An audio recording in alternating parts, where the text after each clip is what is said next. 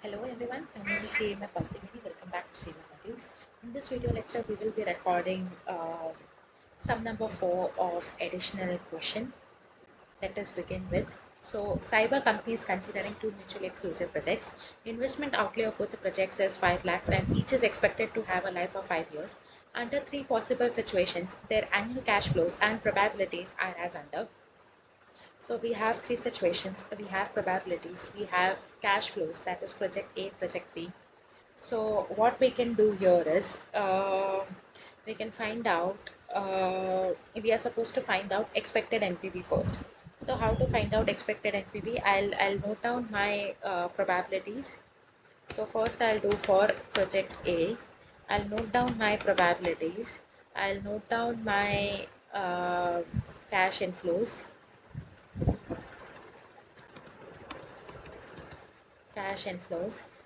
So probabilities is 0.3, 0.4, 0.3. Cash inflows are 6 lakhs, 4 lakhs, 2 lakhs. Now what I'm supposed to do is I'm supposed to find out expected NPV. Okay, so expected NPV is nothing but my probability into my inflow. If I do that, I'll get my expected NPV. Okay, so 4 lakh is my expected NPV.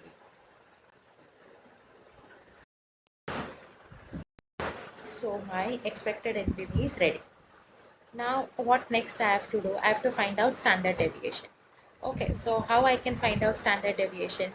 So standard deviation is inflow minus expected NPV. So I'll get standard deviation. So it is X minus 4 lakhs. So I'll write down cash inflows minus 4 lakhs.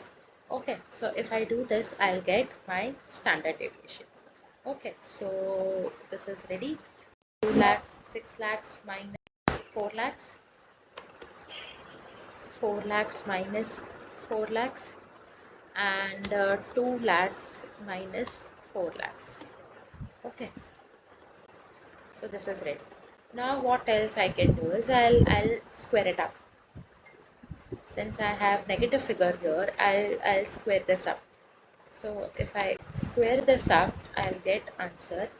Now I'll multiply probability. So if I multiply probability, okay, so this is ready.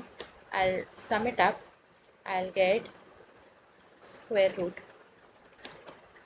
So square root of above will be 1,54,919. I'm getting as my standard deviation. So what I did, I am squaring this up.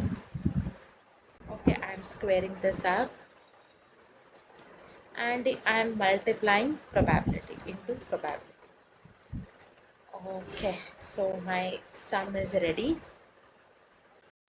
Okay, same I have to do for project Y. The same thing will be done for project B. And then the comparison, I have to answer which project is better. So I hope that part is easy. Let us go for sum number 5. Company is considering project X and project Y with following information. So I have project X, project Y, expected NPV 1,06,000, 2,40,000, standard deviation 75,000 and 1,35,000. Which project will you recommend based on the above data?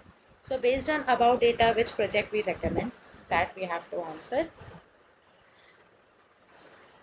And we have to answer them which measure is more appropriate in this situation and why. So which is more appropriate? Okay, so if I go through this, so expected NPV, so return is high, standard risk is, so if we compare in terms of return, okay, let us answer question number 1. Okay, so in terms of return, project Y is better.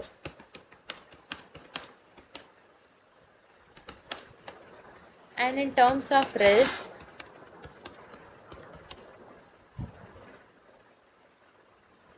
project Y has more risk. Okay, project Y is more riskier. So how to answer such type of questions? So if you see, we have one formula, coefficient of correlation. So what you can do here is, You can answer this question with the help of uh, this formula, correlation coefficient.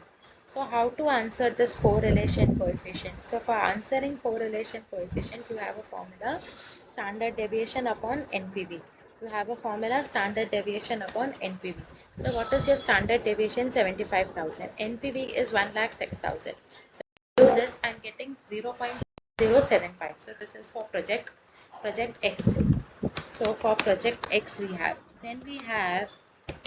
project Y. So project Y, if I do the same thing, I'll be getting standard deviation is 1,35,000 divided by 2,40,000.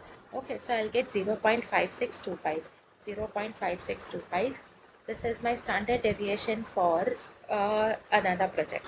So now it becomes little easier to compare which project is better. So project X appears to be more risky. It is more, if you see the value, it is little more. So I would prefer project Y. Project X appears to be more risky. So we will prefer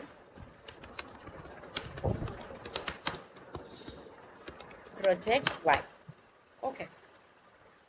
So this way we have to answer. And here, which measure is more appropriate? Mostly NPV method is more appropriate. Okay, I hope comfortable with this sum. Let us go for sum number 6. Globe Manufacturing Company Limited is considering an investment in one of the two mutually exclusive proposals, Project X and Y, which requires cash outlay of 3,40,000 and 3,30,000 respectively. The certainty equivalent approach is used in incorporating risk in capital budgeting decisions.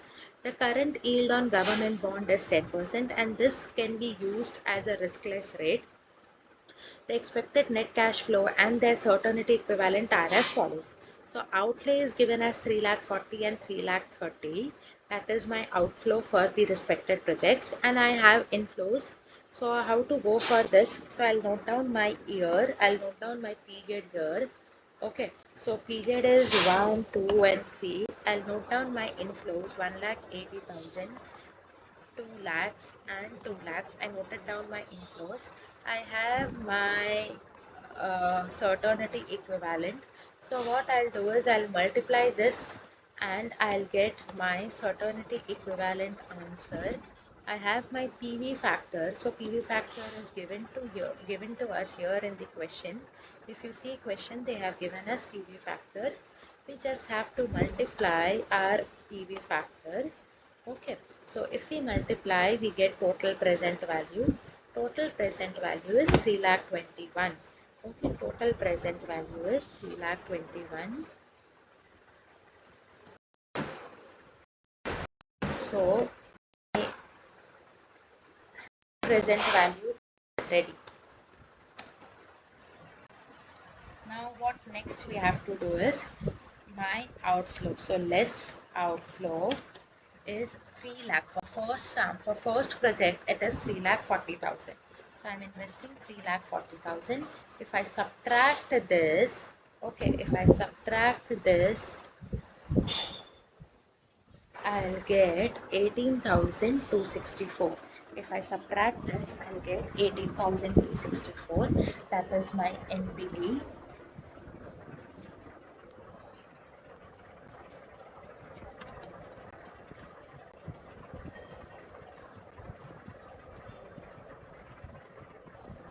So my NPV for project X is negative.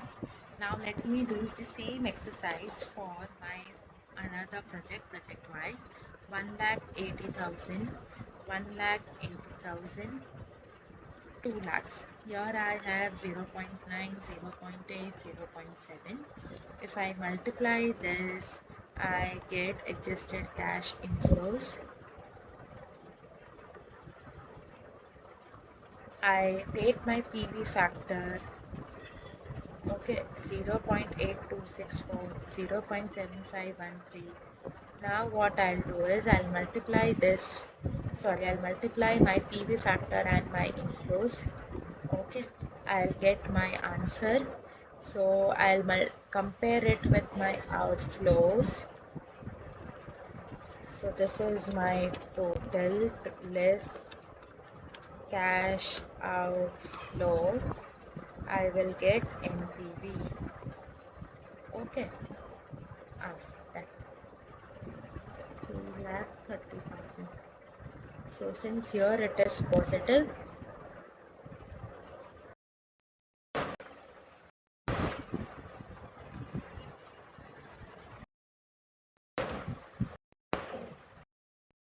okay.